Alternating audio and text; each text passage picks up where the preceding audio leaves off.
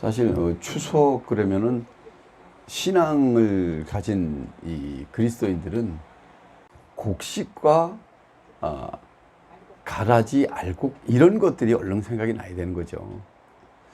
그런 게 생각나는 건 좋은데 불안해요. 불안하다고. 왜냐면 본인이 알곡인지 가라지인지 이게 희미한 거예요. 이게 희미하다라는 거는 완전한 신앙에 접해 있지 못하다라는 거예요. 내가 알곡인지 가라지인지 이게 불분명하다라는 것은 정확한 신앙의 답을 가지고 있지 못하다는 증거고, 그 증거가 불안하게 만드는 거예요. 그렇기 때문에 예수님 오시는 걸 자꾸 싫어하는 거예요. 자꾸 거부하고 싶은 거예요, 내 속에서. 예수님이 오시면 내가 알곡인지 가라지가 분명하지가 않은 거예요. 알곡인지 가라지가 분명하지 않다는 건 뭐예요? 구원의 확신에 의문이 생긴다는 거예요. 그럼 여기서 구원의 확신이 있는 사람은 떳떳하게 주님 오시는 거에 대해서 어서 오시옵소서 하겠죠. 근데 어서 오시옵소서 하면서도 돌아서면 불안한 거예요. 왜? 다른 사람보다는 내가 신앙이 좋다라고 칭함을 받을 수 있다는 거예요. 나는 분명히 다른 사람보다 낫기 때문에 주님 오실 때 휴가 될 수 있다, 이렇게 생각을 하는 거지, 성경 말씀의 해답을 가지고 있기 때문에 휴가 될 수 있다라고 이렇게 얘기할 수 있는 내용이 없어요. 지금까지는. 어떤 목회자가, 어떤 신학자가, 어떤 신앙에 뛰어난 사람이 자기가 휴거된다고 보장을 하겠어요? 아무도 없어요.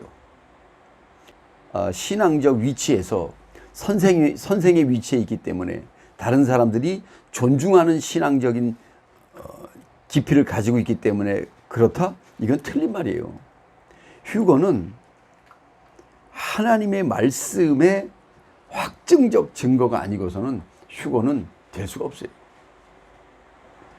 그러면 이제 사람들은 하나님께서 아신다라고 이야기를 한단 말이에요. 근데 이것도 불안한 얘기예요.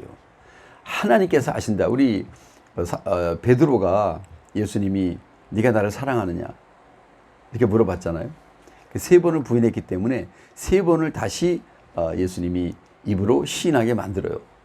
이것은 이제 재림복음 안에서 세 번의 약속을 기준으로 보면 세 번의 회개를 얘기하는 거죠. 입으로 시인하게 만드는 거예요. 자기 죄를 시인해서 회개하게 만드는 건데, 네가 나를 사랑하느냐라고 물어봤을 때 마지막에 베드로가 주께서 아시나이다 그런다고요. 이 주께서 아시나이다라는 말이 굉장히 자기 회피적인 얘기예요. 자기 회피적인 얘기. 그러니까 주께서 아신다고 했을 때 과연 이것이 얼마만큼 정확한 얘기로 우리에게 다가올 수 있느냐. 이것은 주께서 아시나이다라고 얘기했을 때 주께서 나를 아신 것 같이 내가 온전히 알리라, 그 말씀이 있죠. 고린도전서 13장 12절을 보시면 우리가 이제는 거울을 보는 것 같이 희미하나 그때에는 얼굴과 얼굴을 대하여 볼 것이요. 그러니까 두 가지예요. 거울을 보는 신앙이 있고 얼굴과 얼굴을 대하여 보는 신앙이 있어요. 이제는 내가 부분적으로 아나, 이게 뭐예요? 거울을 보는 것 같이 희미하다라는 것을 부분적으로 안다라고 이야기해 놓은 거예요. 이것이 지금의 초림신앙이에요. 그리고 얼굴과 얼굴을 대하여 보는 것은 그때에는 주께서 나를 아신 것 같이 내가 온전히 알리라고 그런다고요. 그러니까 베드로가 주께서 아시나이다 라고 얘기한 것은 굉장히 포괄적인 거예요. 주께서 아시나이다라고 얘기했을 때 주께서 나를 아신 것 같이 내가 온전히 알리라고 그랬단 말이에요. 그러면 주께서 나를 아신다라는 것은 내가 주님을 안다는 것과 같은 의미예요. 주께서 나를 아시는 것은 주님께서 허락하여 주신 것만큼 내가 주님을 안다라는 거예요. 그러니까 예수 그리스도는 세 번의 약속이고 그 약속에 준한 신앙만큼 예수님을 아는 거예요. 그래서 주 예수를 믿으라라는 별의 영광의 신앙에 거했을 때는 내가 주님을 별의 영광만큼, 별빛만큼 아는 거예요. 그리고 성령을 받으라 달의 영광의 신앙에 준했을 때는 주님을 달빛만큼 아는 거예요. 그리고 마지막 신랑을 맞으라. 재림복음을 영접한 신부들은 주님을 완전히 아는 거예요. 여기 주께서 나를 아신 것 같이 내가 온전히 알리라고 그러잖아요. 그러면 상식적으로 생각해서 예수님을 별빛만한 신앙으로 만나서 별빛만큼 아는 게 온전할 것 같아요. 달빛만한 신앙을 허락받아서 달빛만큼 아는 것이 온전한 거예요. 햇빛만한 주님을 모셔드려서 햇빛만큼 주님을 아는 게 온전히 아는 거예요. 뭐 말할 게 없잖아요. 마지막 휴거의 신부 같은 완전한 신앙은 있을 수가 없어요. 그것은 인류 역사의 맨 마지막에 이루어져야 될 하나님의 마지막 섭리예요. 이것은 이 이전에 아무리 노력해서 되는 것도 아니고 어떤 신앙을 이야기해도 거기에 달하는 신앙이 없어요. 이것을 가지고 우리는 예를 들어 신앙을 말한다면 에녹의 신앙 같은 거 볼 수 있잖아요. 에녹은 죽음을 보지 않고 올려갔잖아요. 엘리야도 불술에 타고 승천했고, 그럼 이런 신앙이 이제 휴거의 예표다라고 이야기할 수 있어요. 예표다라는 건 뭐예요? 본질이 아니라는 거예요.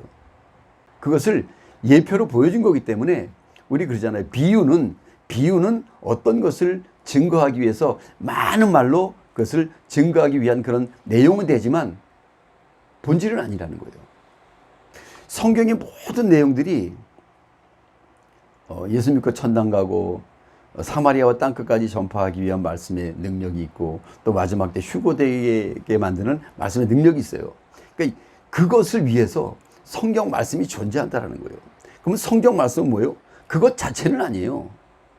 그것을 이루기 위한 비유가 엄청나게 많잖아요. 예수님께서 비유가 아니고서는 말을 안 하셨다고 그랬잖아요. 이 비유는 그것을 이루기 위한 말씀이면 틀림없어요. 다 맞는 말씀이에요. 근데 이 비유는 온전한 본질을 알 수가 없어요. 다시 말하면 이 비유를 우리가 들었을 때 어떤 사람은 나 예수 믿고 천당 가, 죽어서 천당 가, 천국 가 이렇게 얘기를 해요. 그러니까 어떤 사람은 예수를 믿고 이 똑같은 말씀을 가지고도 사마리아와 땅끝까지 전파하기 위해서 자기 신앙에 최선을 다하는 거예요. 그리고 어떤 사람은 이 똑같은 말씀을 가지고 휴거된다는 거예요. 똑같은 말씀인데 이게 뭐예요? 이 성경 말씀은 말 그대로 다 비유예요. 그냥 구약은 신약의 거울이잖아요. 모형과 그림자잖아요. 그러니까 모형과 그림자가 그 본질 자체는 아니잖아요. 그러니까 그런 것들이 지금 다시 한번 새겨봐야 되는 그런 내용들이에요. 그러니까 우리가 이 온전히 안다라는 것, 부분적인 안다라는 이런 내용들을 우리가 볼 때 알곡과 가라지를 얘기하면 분명히 나는 알곡인 것 같은데 가라지야. 가라진 것 같은데 어느 순간에 하나님을 찾아. 이때는 나도 천국을 갈 것 같은 느낌이 드는 거예요. 그러니까 알곡과 가라지가 그렇게 구분하기가 어려운 거예요. 근데 성경은 알곡이 되어 있으라는 거예요. 가라지는 불태워버린다는 거예요. 이 말씀을 우리가 한번 오늘 짚어볼 텐데 마태복음을 한번 보세요. 마태복음 13장이죠. 이것도 이제 뭐 우리 성경 지금 우리 이 시대를 사는 그리스도인들은 너무너무 많이 알아요. 성경을. 너무 지식이 승한 시대예요. 우리 다니엘서 맨 마지막에 뭐라 그래요? 다니엘아, 이 말을 마지막 때까지 간수해라. 사람들의 왕래가 빨라지고 지식이 더하리라. 그런단 말이에요. 그러니까 왕래가 빨라지고 지식이 더한다는 것은 무엇을 의미하냐면 마지막 때를 의미하는 거예요. 물론 지금보다 더 빨라질 수 있어요. 더 빨라질 수 있어요. 빛의 속도로 움직일 수 있어요. 그러니까 빛의 속도로 움직인다는 것은 위성 발사나 또 우주에서 우주선의 어떤 속도 뭐 이런 것들을 이야기하는데 지금같이 과학이 발전한 때가 없었어요. 왜냐하면 이제 이전에는 지금까지의 과학을 완성하기 위해서 이전 과학이 있었고 지금 이제 양자역학의 시대인데 이 양자역학의 시대에는 우주 시대예요. 우주 시대. 소위 말하면 영성 시대예요. 미래는 영성 시대라는 거예요. 그러니까 영성 시대라고 하는 것은 우리가 일반적으로 감지하기 어려운, 눈에 보이는 것으로 감지하기 어려운 시대라는 거예요. 그 눈에 보이는 것으로 감지하기 어려운 시대가 미립자와 소립자의 시대예요. 그러니까 이런 것들이 사람이 순간 이동을 한다? 막 이런 거 있잖아요. 이것도 양자역학에 입각해서 분자 분열 이런 걸 이야기를 하죠. 우리 옛날에 영화 보면 유리통 원통 속에 사람이 들어가 있어. 그러면 기계를 막 조작을 하면 사람이 싹 없어져 버려. 이게 뭐냐면 사람의 분자가 세포가 다 분해되는 거예요. 그러니까 이런 것들이 말도 안 되는 일이잖아요. 말도 안 되는 일인데 말도 안 되는 일이 말이 되는 시대가 이 양자역학의 시대예요. 그래서 양자역학이라는 것이 많은 말로 표현을 하지만 불확실성의 원리, 불확실성의 원리라는 것은 분명한 확실한 뭔가가 없다라는 거예요. 있기도 하고 없기도 하고 보이기도 하고 안 보이기도 하고 되기도 하고 안 되기도 하고 이런 것을 의미하는 거예요. 불확실성 원리라는 게 그러니까 사람이 어떤 것을 이야기하면 그것이 맞기도 하고 틀리기도 한 거예요. 그런 시대가 지금 이 시대예요. 말도 안 되잖아요. 사람이 원통 속에 있는데 어떻게 세포 분열이 일어나가지고 분자 이동을 해요. 근데 그것이 미래에 있을 수밖에 없는 일이라는 거예요. 그런 시대가 지금 우리 살고 있는 시대란 말이에요. 여기 13장 25절 보시면 사람들이 천국은 좋은 씨를 제 밭에 뿌린 사람과 같으니 사람이 잘 때에 원수가 와서 곡식 가운데 가라지를 덧뿌리고 갔더니 싹이 나고 결실할 때에 가라지도 보이거늘 집 주인의 종들이 와서 말하되 주여 밭에 좋은 씨를 심지 아니하였나이까? 그러면 가라지가 어디서 생겼나이까? 주인이 가로되 원수가 이렇게 하였구나.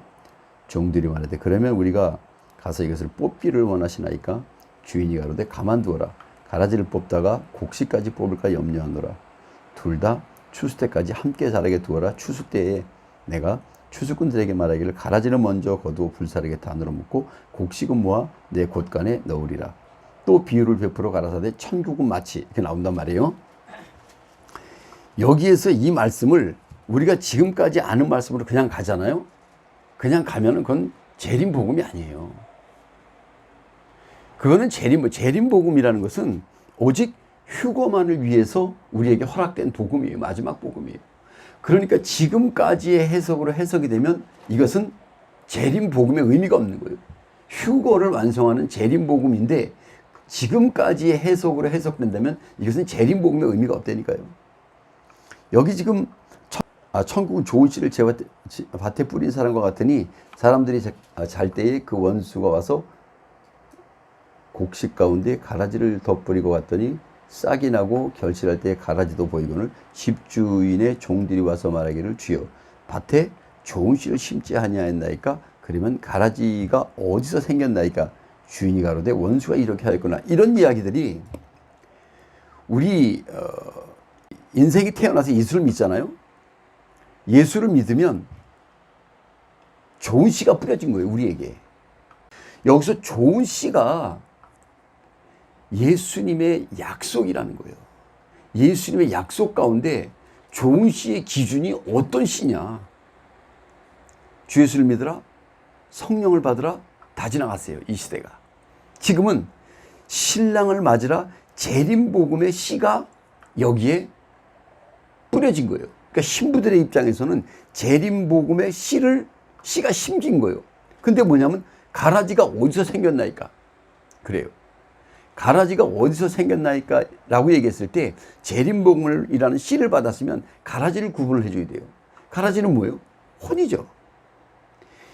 이 가라지라는 혼이 발견이 되지 않으면 가라지를 뽑을 수가 없어요. 그럼 어떻게 돼요? 좋은 씨를 심겼는데 그 좋은 씨를 심고 나서 보니까 가라지가 보이는 거예요. 어떤 약속의 말씀이든지 다 어둠이 있잖아요. 다 가라지가 있어요. 근데 이 가라지의 정체가 혼이라는 거예요. 이 혼의 어둠, 이 혼의 어둠을 이게 어디서 생겼나니까 그랬더니 원수가 이렇게 하였구나. 그러니까 이 혼은 사탄 마귀 귀신의 본부가 이 가라지 혼이에요. 이것이 여기서 지금 원수가 이렇게 하였구나라고 했을 때 이 원수가 사단 마귀 귀신 이거 다 알고 있어요. 이거 다 알고 있는데 초림신앙에서 이야기하는 원수와 재림복음에서 얘기하는 원수의 차원이 달라요. 초림신앙은 신앙 자체가 원수를 다 발견할 수 없는 작은 광명의 신앙이기 때문에 다 발견할 수 없는 가라지를 이야기하는 거예요. 재림복음 안에서의 이 가라지는 완전히 혼의 죄성들, 자아, 자력, 자기 주관, 자기 의지 이것을 이야기하는 거예요. 이것들을 다 제거하는 게 신앙의 완전한 목적이에요. 신앙의 완전한 목적은 가라지를 완전히 제거하는 데 있어요. 그럼 지금까지는 어땠냐? 부분적으로 제거했다라는 거예요. 그래서 육체가 죽었던 거예요. 근데 지금은 완전히 제거해야 되는 거예요. 28절에 보면 종들이 말하되 그러면 우리가 이것을 뽑기를 원하시나이까 주인이 가로되 가만두어라. 가라지를 뽑다가 곡식까지 뽑을까 염려하노라. 둘 다 추수 때까지 함께 자라게 두어라. 추수 때까지 가라지가 자라야 되는 거예요. 그러니까 어떻게 돼요? 추수 때가 아니면 완전한 가라지를 뽑는 일은 없어요. 추수 때가 되어야 완전한 가라지를 뽑을 수 있는 거예요. 그러니까 마지막 휴고 때가 돼야 혼의 어두움을 완전히 뽑아서 제거할 수가 있는 거예요. 이 혼의 어둠을 완전히 뽑아서 제거한다라는 게 마태복음 그 전에 보시면 10장 26절을 보시면 그런즉 저희를 두려워하지 말라. 감추인 것이 드러나지 않을 것이 없고 숨은 것이 알려지지 않을 것이 없느니라.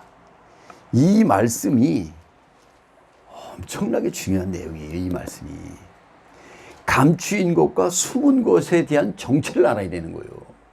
감추인 것이 뭐며 숨은 것이 뭐냐 이걸 모르잖아요. 그러면 휴거의 답은 있을 수가 없어요. 그래서 재림복음이라는 이 마지막 휴거의 재림복음만 완전히 감추고 완전히 숨어있는 것을 드러내고 알려준다라는 얘기예요. 그래서 혼의 비밀은 마지막 때 휴거를 완성하는 이 마지막 때만 혼의 비밀이 드러나는 거예요. 우리는 늘 감추인 것과 숨은 것에 대해서 혼이라는 것을 오랫동안 우리가 서로 말씀을 들어왔기 때문에 잘 알아요. 근데 일반 우리 성도들은 감추어진 것과 숨은 것이 뭐냐라고 얘기할 때는 그거 사단 마귀 귀신 죄 이렇게 얘기할 수는 있어요. 그러나 이것이 완전히 드러나고 완전히 알려지는 그때가 언제인가? 그렇게 돼야 된다는 걸 알아요. 죄가 완전히 알려지고 완전히 드러나야 된다는 건 아는데 그때가 언제인지를 모르는 거예요. 그때는 마지막 신부들의 휴거. 그때만 가능한 거예요. 그래서 그 말씀은 언제 읽고 언제 되새겨도 늘 마음판에 새겨지는 숨은 것과 감추인 것. 의미가 크다라는 거죠. 그리고 여기 지금 마태복음 다시 본문에 30절에 보시면 둘 다 추수 때까지 함께 자라게 두어라. 추수 때에 내가 추수꾼들에게 말하기를 가라지는 먼저 거두어 불사르게 단으로 묶고 곡식은 모아 내 곡간에 넣으리라. 이 얘기가 어려워요. 이 얘기가. 왜? 가라지는 먼저 거두어 불사르게 단으로 묶고 그랬단 말이에요. 그러면 이제 우리가 일반적으로 어떻게 해석을 하냐면 가라지는 먼저 단으로 묶으니까 7년 대환란을 얘기할 수밖에 없다는 거예요. 7년 대환란에 성도 같지 않은 성도들, 신앙이 없는 자들이 불사르게 단으로 묶는다는 건 뭐예요? 고난과 고통을 받는다는 거예요. 그 다음에 곡식은 뭐야? 내 곳간에 넣으리라. 그러니까 7년 대환란 안에서는 이걸 해석을 한다니까. 여기에서 말하는 지금 가라지와 곡식을 얘기하잖아요. 이거를 7년 대환란이라는 환란 때를 기준으로 해석을 하면 이미 휴거하고 상관없는 해석이 되는 거예요. 여기에서 7년 대환란이라는 그 내용을 신령적인 7년 대환란과 진정적인 7년 대환란으로 이야기를 해주면 어떻게 되냐면 이 성경에 있는 7년 대환란, 다시 말하면 여기 지금 가라지는 먼저 거두어 불사르게 단으로 묶고 곡식은 곳간에 거두리라. 이렇게 생각하면은 먼저 악한 자에게 고난을 주고, 응? 그렇잖아요. 먼저 악한 자들에게 고난과 역경과 아픔을 주고 그 다음에 곡식은 내 곳간에 거두리라. 그러면 어떻게 돼요? 휴거가 전 3년반은 이 악한 자들에 대한 고난을 이야기하는 거고, 그 다음에 곡식은 내 곳간에 거둔다 그랬으니까 환란이 있은 다음에 거두는 거 아니에요. 이런 거를 기준으로 이제 또 해석을 하는 거예요. 그러면 전 3년반의 환란이 지난 다음에 곡식이 휴거되는구나, 이렇게 될 수 있잖아요. 이게 이런 걸로 막 해석이 되는 거예요. 그러면 환란 중간설이 되는 거예요, 이게. 왜? 1300년 만에 가라지를 불살라 버리잖아요. 그러니까 성도들의 고통을 이야기하는 거예요. 성도가 성도 같지 않은 성도, 이렇게 얘기할 수밖에 없어요. 이 사람들은 고난을 받고 그 다음에 곡식을 모은다는 거예요. 그러면 당연히 전삼년반에 불사르게 대환란이 진행되면서 전삼년반이 끝난 다음에 곡식은 내 곳간에 거둔다, 이렇게 해석이 될 수밖에 없고, 또 한 가지는 불사르게 단으로 묶는다고 그랬기 때문에 먼저 불살라야 돼. 그러니까 7년 대환란이 먼저 있고 이 곡식은 나중에 모으기 때문에 휴거될 신부들은 환란을 다 통과한다, 이렇게 얘기가 된다니까. 이런 얘기를 하면 어떻게 돼요? 설이 막 나오잖아요. 환란 전 휴거설, 환란 중간설, 환란 후 휴거설, 이렇게 나온단 말이에요. 그럼 어떤 게 옳은 거예요? 말 그대로 뭐예요? 설이란 말이에요. 설이라고 하는 것은 인간의 지식으로, 인간의 지혜로 이론을 내놓은 거예요. 설이기 때문에. 학자들마다 자기 주장을 설을 내놓기 때문에. 근데 이것을 그렇게 해석을 하면 환란 이전에 성도들이 휴거된다라는 이 내용이 찾기가 어려워요. 그러니까 환란을 기준으로 중간, 환란 끝, 이렇게 얘기하면 의미가 없어요, 성경 해석이. 왜? 신부들은 환란 전에 휴거가 되는 거예요. 환란 이전에. 그러니까 7년 대환란을 성경을 기준으로 얘기하면 신령과 진정으로 얘기한다고 그랬잖아요. 그럼 7년 대환란을 두 가지로 이야기를 하는 거예요. 신령적인 7년 대환란과 진정적인 7년 대환란으로 이야기를 하면 신부들은 진정적인, 눈에 보이는 가시적인 7년 대환란이 있기 직전에 휴거가 된다는 거예요. 그러면 신부들은 7년 대환란을 통과 안 하냐? 이렇게 되는 거예요. 여기 성경에 7년 대환란이 있잖아요, 계시록에. 신부들도 7년 대환란을 겪는 거예요. 다만 신령적으로 겪는 거예요. 신령적으로. 여러분들은 신령적으로 겪으면 육체적으로 겪는 것보다 가볍다, 이렇게 생각할 수 있잖아요. 그렇게 생각할 수 있어요. 근데 신령적인 고난과 고통과 역경, 이것은 곧 죽음을 의미한다니까. 사람들이 죽기 직전에 얼마나 죽음이라는 결단을 내리기까지 이 마음고생이 심하겠어요. 그럼 어떻게 돼요? 신령적인 이 마음고생이 결국은 죽음이라는 진정을 낳는 거예요. 눈에 보이는 죽음은 눈에 보이지 않는 내 속에서 그것을 허락했기 때문에 결국은 육체가 죽은 거예요. 그러면 신부들은 7년 대환란이 있기 전에 어떤 고난을 겪을 수밖에 없느냐? 혼이라는 거 있잖아요. 혼. 내 자신의 나예요. 내 안에 나, 혼. 이 혼이 소멸을 해야 되는 거예요. 소멸. 이것은 이 성경이 오묘해서 그리스도의 법칙이 있잖아요. 의인은 믿음으로 살리라. 이 말씀이 있기 때문에 이것을 최대한 긍정적으로 받아서 해석이 돼야 돼요. 의인은 믿음으로 살리라는 것은 예수 믿으면 행위와 관계없이 구원이잖아요. 예수님이 다시 오신다고 그랬을 때 다시 오시는 신랑 예수님, 재림복음이라는 말씀으로 오신단 말이에요. 왜? 예수님 본래가 말씀이기 때문에. 재림복음이라는 말씀으로 오시는데 이 재림복음을 영접한 신부들이 의인은 믿음으로 말미암느니라 이 말씀에 해당이 되는 거예요, 그냥. 그래서 재림복음이라는 신랑 예수님, 그리스도 예수를 믿게 됨으로 인해서 곡식으로 그냥 인정을 해주는 거잖아요. 그러면 여기에서 또 뭐가 또 연결이 되냐면 믿음으로 구원받는 것은 유업이에요, 유업. 거저 받는 거. 하나님의 자녀이기 때문에 거저 천국을 상속받는 거예요. 근데 기업은 거저 받은 유업으로 불린 것만큼 기업이잖아요. 그러니까 이 성경 말씀은 그리스도의 약속, 의인은 믿음으로 말미암아 살리라, 이것이 유업이고 그 믿음으로 행함이 이루어지잖아요. 행함의 결과를 낸단 말이에요. 근데 먼저는 뭐냐면 유업이에요. 유업을 받음으로 말미암아 그 빛이 우리에게 들어와서 빛이 역동적으로 능력을 발휘해서 빛의 능력으로 말미암아 내 혼의 어둠이 물러나는 거예요. 그러니까 유업이 없이 기업이라는 것은 있을 수가 없어요. 내가 돈이 10원이고 100원이고 있어야 뭐 그걸로 뭐 10,000원으로 불려놓든가 20,000원으로 불리든가 뭘 할 거 아니에요. 그러니까 기본적으로 내가 가지고 있는 종잣돈, 이게 유업이에요. 유업. 이것이 의인은 믿음으로 말미암아 살리라. 그 유업이에요, 그냥.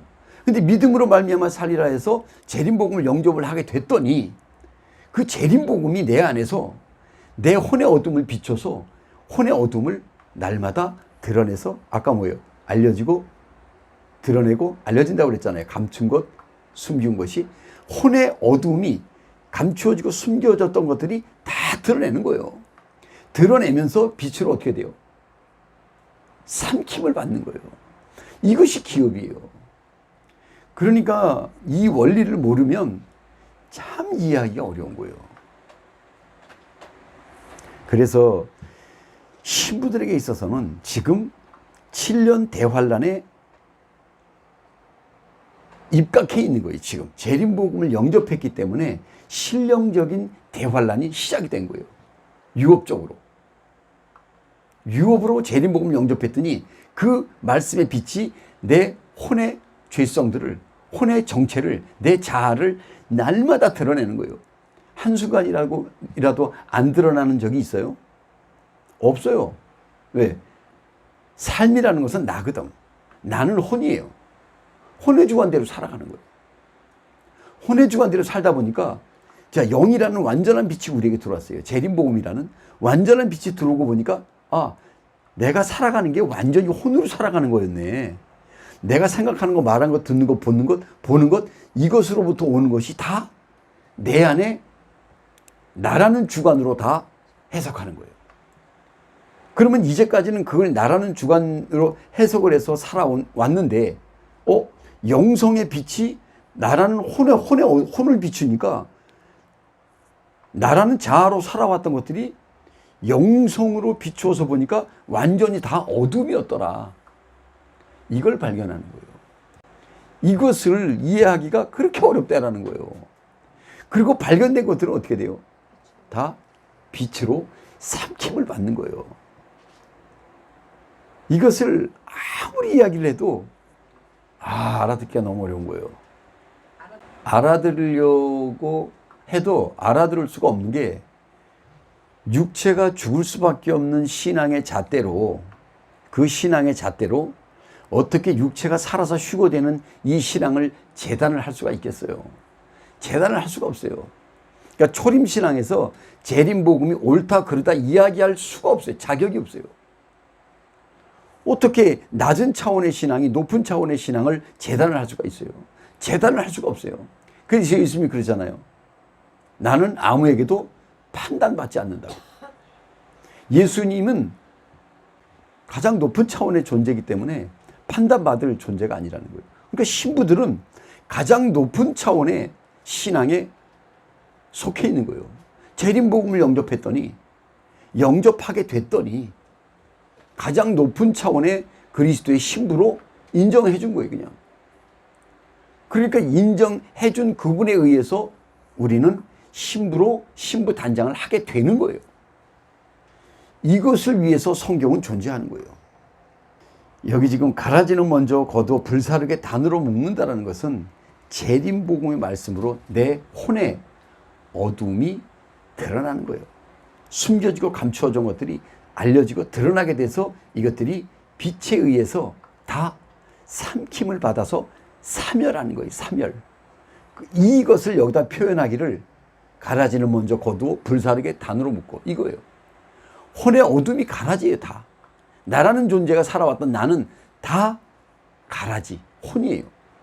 이것을 먼저 불사르게 단으로 묶는다라는 것은 완전한 빛이 우리에게 와서 혼의 어둠을 발견했을 때만 가능한 거예요. 그러니까 신부들은 날마다 불사르게 단으로 묶는 작업을 지금 하고 있는 거예요. 또 하나 우스운 건 뭐냐면 곡식은 모아 내 곳간에 넣으리라 그러죠. 신부들이 재림복음의 빛이 내 혼의 어둠이라는 가라지를 불살라요. 불사르과 동시에 어떻게 돼요? 빛으로 삼킴을 받는 거예요. 그러면 그게 순간적으로 곡식이 되는 거예요. 그러니까 신부들은 혼의 어두움이 불살라지는 가라지의 역할로서 불사라짐과 동시에 빛으로 삼킴을 받아서 곡식으로 곳간에 넣어지는 거예요. 이게 뭐예요? 유혹을 통해서 날마다 기업이 쌓이는 거예요. 이것을 지금 이렇게 표현한 거예요. 이것이 초림신앙의 표현과 얼마나 달라요. 너무너무 다르죠. 초림신앙은 이것을 분명히 7년 대환란으로 이걸 비유해서 집어넣을 거예요. 근데 이것은 이제 재림복음은 휴거에 입각한 말씀이기 때문에 이것을 휴거에 입각해서 해석을 하지 않으면 재림복음이 아니에요. 그리고 지금 비유를 베풀어 가라사대 천국 마치 사람이 자기 밭에 갔다 심은 겨자씨 하나가 같으니 이는 모든 씨보다 작은 것이로되 자라는 나물보다 커서 나무가 되며 공중의 새들이 와서 그 가지에 깃들이느니라. 겨자씨는 뭐라고 그랬어요? 약속의 씨예요. 약속의 씨. 여기 그것이 이제 좀 증거해 주는 말씀이 33절에 보시면 또 비유로 말씀하실 때 천국은 마치 여자가 가루 서말 속에 갖다 넣어 전부 부풀게 한 누른 것 같으니라. 그러니까 주 예수를 믿으라, 성령을 받으라, 신랑을 맞으라. 이게 뭐예요? 자루 서말이에요. 주 예수를 믿으라 한 자루, 성령을 받으라 한 자루, 신랑을 맞으라 한 자루. 그래서 가루 서말 속에 그러잖아요. 한 말 한 말 한 말이에요. 가루 서말 속에 갖다 넣어 전부 부풀게 한 말 한 말 한 말도 되고 서말 전체도 되고. 그러니까 서말이라는 결과론적인 걸 이야기하면 재림복음에 맞춰서 하잖아요. 그러면 가루 서말 속에라는 것은 재림복음 안에 넣어 전부 부풀게 한. 굳이 서말이라고 한 이유는 재림복음을 모르잖아요. 그러면 서말의 의미가 없어요. 그냥 서말이구나. 여기 지금 전부 부풀게 한 누룩과 같다고 그러잖아요. 누룩? 누룩은 두 가지가 있어요. 신앙적 누룩이 있고 바리새인의 누룩이 있어요. 그러니까 율법적 누룩과 복음적 누룩이 있어요. 그 바리새인의 누룩을 조심하라고 그러잖아요. 성경에는 너희는 바리새인의 누룩을 조심하라. 마태복음 16장에 있네. 16장 6절에 보시면 제자들이 건너편으로 갈 때 떡 가져가기를 잊었더니 예수께서 이르시되 삼가 바리새인과 사두개인들의 누룩을 주의하라 하신데 제자들에게 있느냐여 가로되 우리가 떡을 가져오니 아니하였나이다. 그러니까 제자들은 못 알아듣는 거예요. 누룩을 얘기하니까 떡을 얘기해. 무슨 말인지 못 알아듣는 거예요. 근데 여기서 바리새인과 사두개인의 누룩이라고 하면 크게 의미하면은 율법적인 신앙을 이야기하는 거예요. 이것은 재림복음에 있어서 초림신앙을 이야기하는 거예요. 초림신앙. 그 다음에 신부들에게 있어서는 바리새인과 사두개인의 율법이 남아있는, 감추어져 있는 혼의 죄성들을 이야기하는 거예요. 그것들이 지금 내 주관, 내 자아잖아요. 이것들이 내 안에서 주관할 때마다 바리새인과 사두개인의 누룩에 머물러 있는 거예요. 여기에서 여기 지금 복음의 누룩, 좀 아까 가루 서말 속에 넣은 그 복음의 누룩, 재림 복음의 누룩은 바리새인과 사두개인의 누룩을 다 발견을 해요. 이것은 뭐냐면 혼의 죄성들을 다 발견해서 삼킨다고 그랬잖아요. 혼의 죄성들을 다 발견해서 삼킨다라고 하는 것은 이 복음의 누룩으로 완전히 바꾸는 걸 얘기하는 거죠. 그 35절 있죠. 35절에 보시면 이는 선지자로 말씀하신 바 내가 입을 열어 비유로 말하고 창세로부터 감추인 것들을 드러내리라. 여기 그 바로 전에 보시면 비유가 아니면 아무것도 말씀하지 아니하셨으니 그래요. 그러니까 비유라는 것은 뭐라고 얘기할까? 해답들이에요. 해답들. 어떤 질문에 있어서 해답들이에요. 다 해답들인데 정답은 아니라는 거예요. 그렇게 이해하시면 돼요. 그러니까 여기 지금 이 수많은 비유들이 어떻게 보면 성경 하나님의 말씀은 보물찾기예요. 보물찾기인데 해답을 찾을 때마다 그건 뭐예요? 그게 보물들이에요. 다 보물들인데 여기서 정답을 얘기하는 사람들은 완전한 보물을 이야기하는 거예요. 보물 중에 보물. 그래서 보물 중에 보물 이렇게 얘기하면 좀 이해하기가 어떨지 모르겠지만 예수 안에서 믿음, 소망, 사랑 이 중에 사랑이 제일이라 그러잖아요. 믿음도 보물이고 소망도 보물이고 사랑도 보물이에요. 이 중에 뭐예요? 제일은 사랑이니라. 그러니까 사랑인이라는 이 사랑의 보물을 찾는다는 것은 보화 중에 보화를 의미하는 거예요. 모든 비유의 말씀은 다 보화예요. 이 성경 말씀은.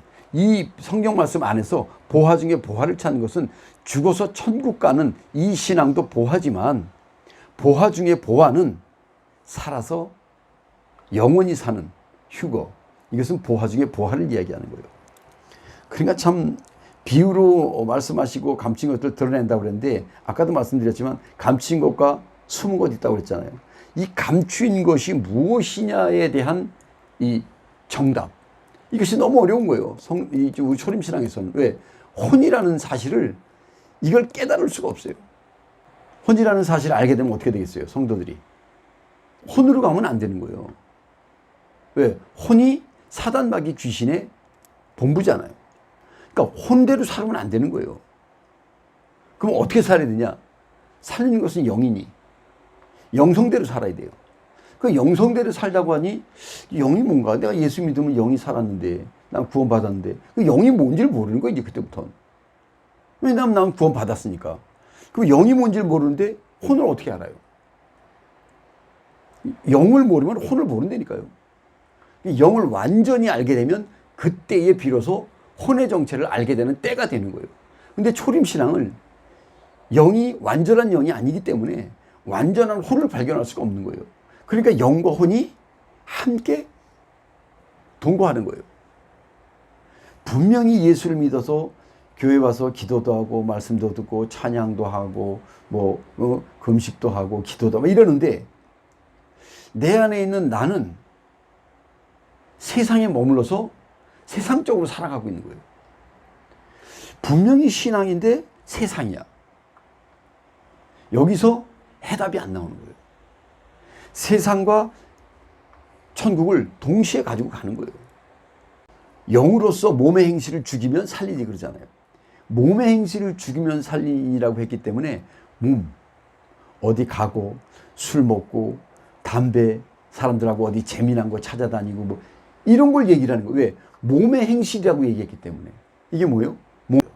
몸은 혼의 종속되어 있다는 것을 발견을 해야 되는데 그걸 발견을 못하는 거예요. 왜? 지금까지는 영과 혼이, 세상과 천국이 동시 혼합신앙으로 왔단 말이에요. 그러니까 여기서 재림복음으로 완전한 영성이 오고 보니까 그동안 신앙을 했는데 내주관적인 신앙을 했네. 기도 많이 해야 되는 거, 또 꼭 예배 참석해야 되는 거, 또 성가대 하면 하늘에서 뭐 상급을 주고, 교회 충성 봉사하면 하나님 앞에 칭찬을 받고, 이런 것들이 결국 뭐예요? 숨어 있는 것들이었다는 거예요. 감춰져 있는 것들이었다는 거예요.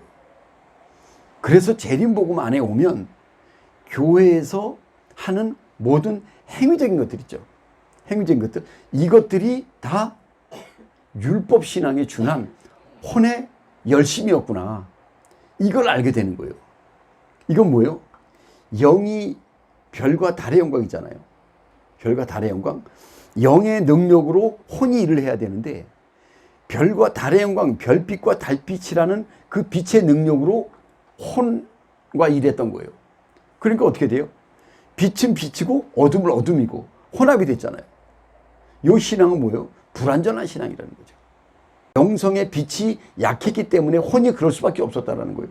그러면 이 신앙이 틀렸냐? 틀렸다고 얘기를 할 수는 없어요. 하나님 안에서 우주에서 틀린 건 아무것도 없어요. 그런 신앙이 허락된 시대에 살고 있는 신앙이었다는 거예요. 하나님의 섭리 가운데 그런 신앙으로 이제까지 존재해 왔다는 거예요. 그러나 여기에서 지금 감추인 것들, 숨은 것들, 이것들을 드러낸다는 것은 내가 입을 열어 비유로 말하고 창세로부터 감추인 것들을 드러내리라. 이것이 혼이라는 어둠의 속성인 거예요. 재림복음이 와서 감추인 것들을 혼을 다 드러내니까 완전한 나는 혼의 사람이었더라. 하나님 앞에서 열심 내고 충성하는 것도 완전한 혼의 사람이었더라. 그러면 초림신앙에서 하던 것들이 다 틀렸다 이렇게 얘기할 수가 있겠어요? 틀린 게 없어요. 율법은 뭐예요? 죄의 권능이잖아요. 죄의 권능. 그러니까 율법으로는 죄 안에 매일 수밖에 없어요. 율법 신앙은. 그러니까 우리가 행위로 해왔던 모든 신앙의 형태들은 다 죄 안에 갇혀 있을 수밖에 없는 그런 신앙의 모습들이었어요. 다. 왜? 율법은 죄의 권능이니까 죄를 짓게 만드는 거예요. 율법은. 죄를 짓게. 그러니까 지금까지 모든 신앙 행위는 다 율법 안에 죄의 행위에 매여 있었던 건데 영성의 빛이 달과 별의 영광이었기 때문에 이게 죄가 죄인지를 드러내지를 못했던 거예요. 감추인 것과 숨겨져 있는 것도 드러내야 되는데 드러내지를 못했던 거예요. 근데 재림복음은 해의 영광의 빛이기 때문에 재림복음이 오면은 이것들이 그동안에 초림신앙에서 했던 내 신앙의 모든 행위들은 모든 이 제도, 틀 이런 것들은 다 율법신앙이었구나. 이걸 알게 되는 거예요. 그걸 알게 되는 게 감추인 것과 숨겨져 있는 것들이 다 드러내는 거예요. 그러면 감추인 것과 숨겨져 있는 것들을 다 드러내기 위해서는 완전한 빛이 필요했던 거예요. 그래서 예수님이 다시 오신다고 약속을 하신 거고 다시 완전한 빛으로 해의 영광의 말씀 재림복음으로 오시고 보니까 이걸 영접한 신부들은 내가 이제까지 해왔던 신앙 모든 신앙의 형태들은 다 어둠과 동반한 율법 신앙이었더라. 이걸 발견하게 되는 거예요. 그러니까 이전의 신앙들은 사실은 틀린 신앙이 아니었는데 빛이 약해서 그랬다는 것은 약속의 말씀이 진행되는 과정이었기 때문에 완전히 감추인 것과 숨겨져 있는 혼의 죄성들이 드러나지 못했던 거예요. 그러니까 그것을 잘못됐다라고 하기보다는 그럴 수밖에 없는 하나님의 섭리였는데 재림복음 안에서 보니까 잘못됐더라. 잘못된 신앙이 아닌데 잘못된 신앙이에요. 잘못된 신앙인데 잘못되지 않은 신앙이고. 이게 뭐예요? 아까 얘기했잖아요. 불확실성 원리가 그런 거예요. 재림복음은 최고의 신앙이잖아요. 아주 좋은 신앙이에요. 아주 좋은 신앙. 이런 신앙이 우주에 없었어요. 근데 초림신앙에서 볼 때는 어떻게 돼요? 저건 이단이야. 왜? 그게 관념의 차이잖아요. 관점의 차이예요. 어떤 신앙의 관점에서 이걸 진단할 수 있냐. 근데 최고의 신앙이기 때문에 판단받을 만한 그런 신앙의 내용이 없어요. 그래서 여기 비유라는 말에 대한 해답과 정답. 비유는 해답이고 본질은 정답이라는 거죠. 그러니까 본질이 정답에 이르기까지는 창세로부터 감춘 것들 드러낸다고 그랬잖아요. 그러니까 완전히 드러낼 때가 뭐예요? 비유의 정점이에요. 완전히 창세로부터 감춘 것을 완전히 드러낼 때가 비유의 정답이에요. 그것이 뭐예요? 휴거. 그거 외에는 비유를 말한 이유가 없어요. 비유는 뭐냐면 찾으라 이거예요. 그 안에서. 비유로 말하는 것은 뭔가 살짝 막이 깔려 있다고요. 살짝 힘이에요. 비유는. 그럼 이건 뭐예요? 이 중에서 찾으라는 거예요. 거기 44장 보세요. 44절 보세요. 천국은 마치 밭에 감춘 보화와 같으니. 그렇죠? 그 다음에 45절에 천국은 마치 진주를 구하는 장사와 같으니. 또 47절에 보시면 천국은 마치 바다에 치고 각종 물고기를 모으는 그물과 같으니. 이것을 왜 나눠놨겠어요? 그물과 같은 신앙이 있고 진주와 같은 신앙이 있고 보화와 같은 신앙이 있다는 거예요. 어떤 신앙에 내가 머물러 있냐. 이것이 진단이 안 되잖아요. 그러면 휴거 얘기하면 안 돼요. 왜? 휴거 때는 감추인 것과 숨은 것이 완전히 드러나는 때이기 때문에 이 말씀에 대한 답을 분명하게 줘야 돼요. 그래서 그때에는 우리가 부분적으로 아나. 그때에는 이제는 우리가 얼굴과 얼굴을 대하여 볼 것이요. 그러는 거예요. 그때에는 뭐예요? 초림신앙 때를 이야기하는 거예요. 이제는 뭐예요? 마지막 휴거 때, 재림복음. 휴거 때는. 휴거를 완성하는 재림복음이 허락됐을 때는 얼굴과 얼굴을 대하여 본다고 그러잖아요. 얼굴과 얼굴을 대하여 본다는 것은 뭐예요? 나를 완전하게 안다라는 거예요. 나를 완전하게 안다라는 건 뭐예요? 그리스도를 완전하게 아는 거예요. 그리스도를 완전하게 안다라는 것은 성부, 성자, 성령을 완전하게 안다라는 거고, 이것을 완전하게 안다는 것은 말씀의 비밀을 완전하게 알았다라는 거예요. 그러니까 말씀은 하나님이고 삼위일체, 성부, 성자, 성령이 말씀이에요. 예수 그리스도 말씀이에요. 이 말씀이 우리에게 완전하게 왔을 때 우리는 그때 비로소 나를 완전히 아는 거예요. 그랬더니 내가 누구예요?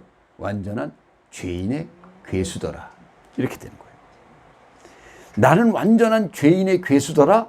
이것이 창세로부터 감추인 것들을 드러낸 결과예요. 나는 완전한 죄인의 괴수더라. 이것은 완전한 은혜가 왔을 때, 완전한 빛이 왔을 때만 알 수 있는 완전한 죄인의 괴수예요. 참 아이러니한 거예요. 완전한 하나님의 빛은 나의 완전한 죄인의 괴수임을 나타내 주는 거예요. 이게 뭐예요? 영과 혼의 관계예요. 요거는 이제 여러분들이 한번 참고를 해주세요. 다음에 이제 성경을 볼 때, 이것은 이거구나. 그러니까 좋은 씨를 뿌리는 이는 인자요. 그러죠? 여기서 좋은 씨를 뿌리는 인자요라고 했을 때 이 인자요가 세 번의 약속이 적용이 되는데, 예수님은 세 번의 약속이라고 그랬잖아요. 항상 재림복음의 신부들은 예수님 그러면 세 번의 약속이에요. 그걸로 먼저 이제 기억을 하게 되죠. 밭은 세상이요. 그러니까 성경에 밭이라는 얘기를 하면 세상은 뭐예요? 혼을 얘기하는 거예요. 혼. 우리 육체를 얘기하죠. 혼을 이야기하는 거예요. 밭은 세상이라고 했을 때 밭은 혼이요. 좋은 씨는 천국의 아들들이요. 말씀들을 이야기하는 거예요. 말씀들. 성경 말씀 한 구절 한 구절. 요 말씀 하나하나가 다 뭐예요? 좋은 씨, 천국의 아들들이라는 거예요. 그리고 가라지는 악한 자의 아들이요. 요거 뭐예요? 세상, 혼의 속성들, 내 자아. 그리고 추수 때는 세상 끝이요. 그러니까 지금 주님 오실 때가 가깝다. 마지막 때다. 뭐 막 얘기하잖아요. 세상 끝은 지금을 이야기하는 거예요. 근데 수많은 사람들이 지금을 이야기하면서 지금 예수님이 금방 안 오신대. 이게 맞는 얘기예요? 그렇게 얘기하면 안 되는 거예요. 왜? 주님이 오실 수밖에 없는 완전한 결과, 휴거의 답을 못 주기 때문에 그런 해석을 하는 거예요. 휴거의 답을 성경에서 완전히 얻잖아요.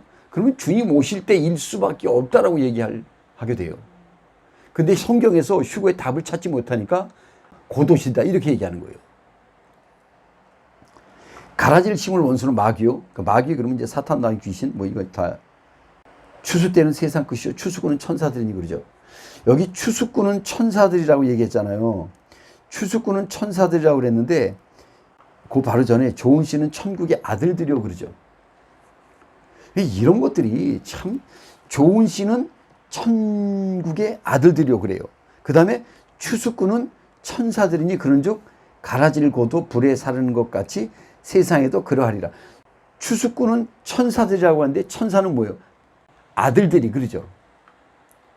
좋은 씨는 천국의 아들, 추수꾼은 천사, 천사는 하나님의 아들. 왜 하나님의 아들이라고 그래요? 여러분들 그 이사야서 아시잖아요. 이사야서 14장 12절에 보시면 너 아침의 아들 계명성이여 그러잖아요. 그러니까 아침의 아들 계명성이 천사들이란 말이에요. 그러니까 이런 내용들이 잘 융화가 잘 돼야 돼요.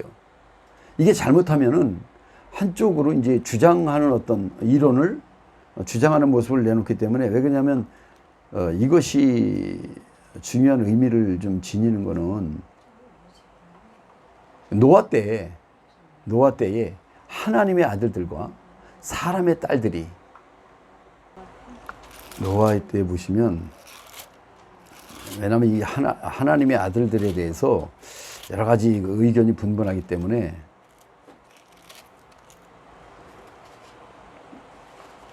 창세기 6장에 보시면 사람이 땅 위에 번성하기 시작할 때 그들에게서 딸들이 나니 그러죠. 하나님의 아들들이 사람의 딸들의 아름다움을 보고 자기들이 좋아하는 모든 자로 아내를 삼지라 이렇게 된단 말이에요. 이것이 여기서 지금 하나님의 아들들 그러잖아요. 그러면 아벨 그 다음에 뭐예요? 셋의 자손이라고 보는 견해가 많아요. 그러니까 하나님의 아들들이 과연 어디다가 이걸 해석을 해야 되냐. 그러니까 아담의 아벨의 이 셋의 후손들을 이야기하는 거냐. 아까 같이 뭐예요? 너 아침의 아들 계명성이요 그러죠. 하나님의 아들 천사 이렇게 놓고 이야기를 한단 말이에요. 이렇게 놓고 이야기를 하기 때문에 의견이 분분해요. 근데 여기에서 하나님의 아들들과 사람의 딸들이라고 얘기하잖아요. 이렇게 되면 가장 피할 수 없는 해석은 하나님의 아들이라고 하면 영성에 들어온 하나님의 약속의 말씀을 이야기하는 거예요. 재림복음의 말씀이 우리에게 영성의 허락이 될 때마다 하나님의 아들들이 우리 안에 들어오는 거예요. 그리고 사람의 딸들이 뭐예요? 혼의 죄성들. 하나님의 아들들과 사람의 딸들이라고 얘기하면 우리는 어떻게 이걸 받아들여야 되냐면, 그러니까 휴거적인 해석이에요. 휴거적인. 하나님의 아들 그러면 하나님의 말씀이기 때문에 영성이 아니면 들어올 수가 없어요. 그래서 하나님의 아들은 하나님의 말씀, 성경 말씀 구절구절이 하나님의 아들이에요. 왜? 예수 그리스도를 증거하니까. 그리고 사람의 딸들은 우리가 나의 주관적으로 살아왔던 내 자아. 그러니까 하나님의 아들과 사람의 딸들이 결혼하면 어떻게 돼요? 안 되는 거예요. 여기 그러잖아요. 하나님의 아들들이 사람의 딸들의 아름다움을 보고 자기들이 좋아하는 모든 자로 아내를 삼는지라. 이 하나님의 아들들이라는 것에 대한 개념이 어떤 아들들이냐. 근데 이것이 어떻게 보면 굉장히 이게 사실 난제에 속해요. 근데 재림복음 안에서는 하나님의 아들들과 사람의 딸들은 영성과 혼, 이거 외에 달리 해석할, 왜? 이것 때문에 하나님이 진노했거든. 이것 때문에 진노한 거예요. 그래서 여기 3절에 보시면 여호와께서 가라사대 나의 신이 영원히 사람과 함께하지 아니하리니 이는 그들이 육체가 됨이라 그래요. 이게 뭐예요? 하나님의 아들이 사람의 딸들과 자기 좋은 대로, 여기 보시면 참 이게 진짜, 다시 볼게요. 사람이 땅 위에 번성하기 시작할 때 그들에게서 딸들이 나니 그러죠. 혼이 승한 거예요. 혼이 승하니까 하나님의 아들들이 사람의 딸들의 아름다움을 보고 좋아하는 모든 자로 그러죠. 그러니까 영성이 달과 별의 영광이 있잖아요. 그러니까 초림신앙은 달과 별의 영광이에요. 이 달과 별의 영광은 온전한 빛이 아니에요. 완전한 빛이 아니에요. 어둠이 혼합된 빛이기 때문에 여기서의 결혼이 있죠. 여기서 영이 좋아하는 대로 가잖아요. 그러면 혼한테 망하는 거예요. 혼에게 휩쓸려 가는 거예요. 달과 별의 영광은 빛이 흐리잖아요. 어둠이 굉장히 커요, 위력이. 어둠에 묻히게 된다니까. 그러니까 이렇게 되면은 육체가 된다는 것은 하나님이 보시기에 합당치가 않은 거예요. 왜? 하나님은 뭐예요? 완전한 신앙을 요구하는데 니네들이 영과 혼이 혼합이 돼서 육체가 된다는 것은 육체가 죽을 수밖에 없는 존재가 된다는 거예요. 그것이 바로 초림신앙을 의미하는 거라는 거예요. 왜? 육체가 된다는 게 그래요. 육체가 죽잖아요. 육체가 죄 때문에 죽는 거 아니에요. 그래서 하나님이 노하는 거 아니에요. 휴거를 기준으로 봤을 때. 그래서 휴거라는 완전한 영, 태의 영광의 말씀이 우리에게 와서 완전한 빛의 영이 됐을 때 혼의 어둠을 비추니까 어떻게 돼요? 육체가 돼요? 빛이 어둠을 다 삼켜버린다니까. 빛이 어둠을 삼켜버리기 때문에 이제서야 비로소 하나님이 나에게 합당하다. 너희는 빛의 자녀요, 낮의 자녀라. 이렇게 되는 거예요. 그래서 이 하나님의 아들들과 사람의 딸들은 재림복음 안에 오면은 해석이 완전히 달라지는 거예요. 뭐 세세 후손이니 천사의 의미가 없어요. 세세 후손, 천사의 후손. 왜냐하면 그거는 주장하는 사람들마다 다르기 때문에 완전한 답이 나올 수가 없어요. 계속 갑론을박하다가 시간 다 보내는 거예요. 근데 재림복음은 어떻게 돼요? 해석이 간단하게 끝나버리잖아요. 초림신앙은 어둠이 있기 때문에 육체가 될 수밖에 없는 거예요. 그래서 하나님이 진노를 하는 거예요. 그래서 다 멸해버리는 거예요. 그리고 노아 8 식구를 살렸잖아요. 요것이 완전히 없애버리고 이제 8명이라고 그랬잖아요. 8명은 7,000년 안식세계가 천년왕국 지난 다음에 이제 완식세계로 완전히 들어간 거거든요. 그러니까 그런 의미로 우리가 받아들일 수가 있어요. 완전한 예수님이 다스리시는 천년왕국이 지나서 완전한 세계로, 완전한 천국의 세계로 들어가는 그것을 우리가 노아와 8 식구를 이야기할 수 있다는 거죠. 그렇게 해석이 안 되잖아요. 휴거적인 해석이 나올 수가 없어요. 그냥 재림복음을 이야기하면서도 뭐 세세 후손이냐, 뭐 천사들이다, 뭐 이런 얘기밖에 할 수가 없어요. 근데 이런 재림복음은 여기에서도 확실한 답을 줘야 되겠기 때문에 이렇게 답이 나올 수밖에 없는 거예요. 그리고 이것은 다른 해석을 불허해요. 다른 해석이 이렇쿵저렇쿵 이것들에 대해서 의미가 없어요. 그냥 재림복음을 위한 해석이에요. 여기 이사야서를 한번 보세요. 이사야 6장 13절에 보시면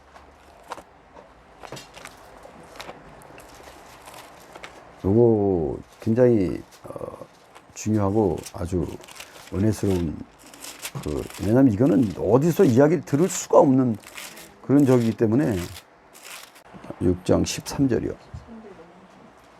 그중에 10분의 6이 아직 남아있을지라도 이것도 황폐하게 될 것이나 감나무와 상수리나무가 배임을 당하여도 그 그루터기는 남아있는 것 같이 거룩한 씨가 이 땅의 그루터기니라.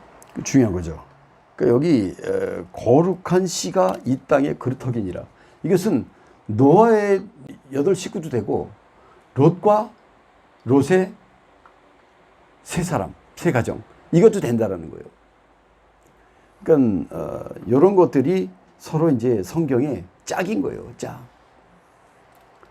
요거 아주 굉장히 의미가 깊은 그런 거니까 저도 이야기하면서도 이거 참 대단히 소중하다 이런 생각이 들어요.